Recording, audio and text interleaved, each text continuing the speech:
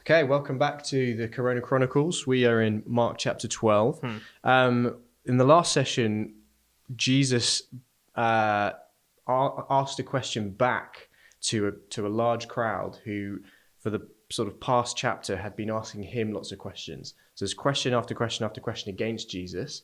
What about this? What about that? And then there's silence because they had no more to say. Then Jesus asks a question back, and then there's still silence. There's delight, but there's silence, so he carries on, and he's sort of pushing harder now. And we're in verse 38 of chapter 12. As he taught, Jesus said, "Watch out for the teachers of the law. They like to walk around in flowing robes and be greeted with respect in the marketplaces, and have the most important seats in the synagogues and the places of honor at banquets. They devour widows' houses, and for a show make lengthy prayers. These men will be punished most severely." Yes, well, I mean, it's interesting, isn't it? Because Jesus has been teaching those in the temple courts and has been addressing the teachers of the law and pointing out their hypocrisy. And now he just spears them, doesn't he? Yeah. And shows that all of their questioning and their very way of doing religion is just a sham. And just the way Jesus stacks up the images here is amazing, isn't it? They flowing robes, greeted with respect, most important seats, places of honor, banquets, marketplaces, and they just love it. And for them, they've recognized that religion is the door to a very opulent life where they can have status and respect and honor, and yet that is as far as it goes. I mean, religion is just the vehicle to take them where they want to go, which is their own glory. Jesus is calling them out there, isn't he? Yeah, absolutely. And none of these things are, it's interesting because, marketplaces, fine, you can go there. Robes, you can go. Sit in the synagogues, go to banquets of honor, and pray as well. None of those things are necessarily bad in and of themselves, but they, as you say, they take every element of what was meant to be, a godly position to lead the people and glorify God, and in every element they self-glorify. Yeah. So even when they're praying, which is meant to be on behalf, if you're a teacher of the law, you are in a way the mouthpiece of the people to God. You're meant to sort of pray on behalf of people. But instead, we were just chatting before, you were saying that the parable of the tax collector and the Pharisee praying.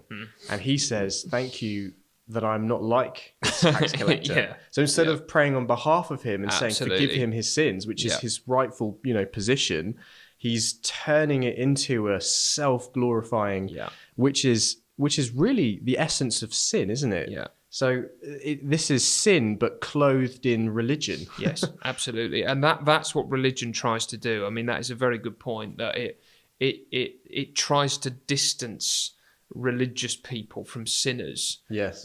So I thank you that I'm not like, is trying to say, yes, let everybody know there is a world of difference between us two. Whereas a true servant of God is trying to say, no, we're more alike than different. Oh, absolutely. We're both sinners. We both need God's grace. There isn't a big distinction between us. Yes. Whereas religion always wants to say, right. You can't come to the banquet. You can't have the most important seat. Yeah. And, there's plenty of examples of that in the world, but there's the seeds of this in all of our hearts, isn't there? And there is something attractive about it. This is the thing. If it did nothing for people, no one would do it. There is something heady and lovely about this sort of treatment, and people revering you and honoring you, and that's why Jesus says they have had their reward already. There is a reward, and it's that's what it is. But actually, the reality is just so so fake and so different, isn't it? And Jesus goes on to say that, doesn't he? And not just that they've received their reward now, but actually they're going to be punished for this later. Yes, and, exactly. Yeah. And if you are in a position of authority over God's people, and He's given you responsibility for their souls in many ways, you will be judged more harshly because it's like you're driving the car and you've got the lives of other people in your responsibility as well as your own. And so not only are these men harming themselves, but they're completely harming others.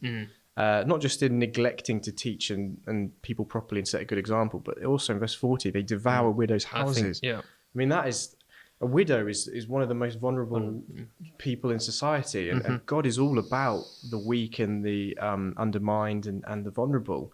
And so God's people should be the ones who support them. In Seoul, we were looking recently at Ruth and how Boaz was her guardian redeemer because she was a widow. She had no one to look after her, but Boaz sort of saved her and her family line, in a sense, from which Jesus came. That's great. So this is, God set that up because He is our guardian redeemer. He wants to look after the widow. And here, the people who are meant to be representing God are devouring widows' houses. That's right. And, that just exposes what they're really like, isn't it? And, it's apparently that teachers of the law would often act on behalf of widows. So whatever little they had, the teachers of the law could perform duties to help them with their estate and to manage their estate. Or sometimes apparently widows would actually, once they'd lost their husband, would devote themselves to the temple, to be servants of the temple. And the teachers of the law would exploit them, exploit them as those lower workers.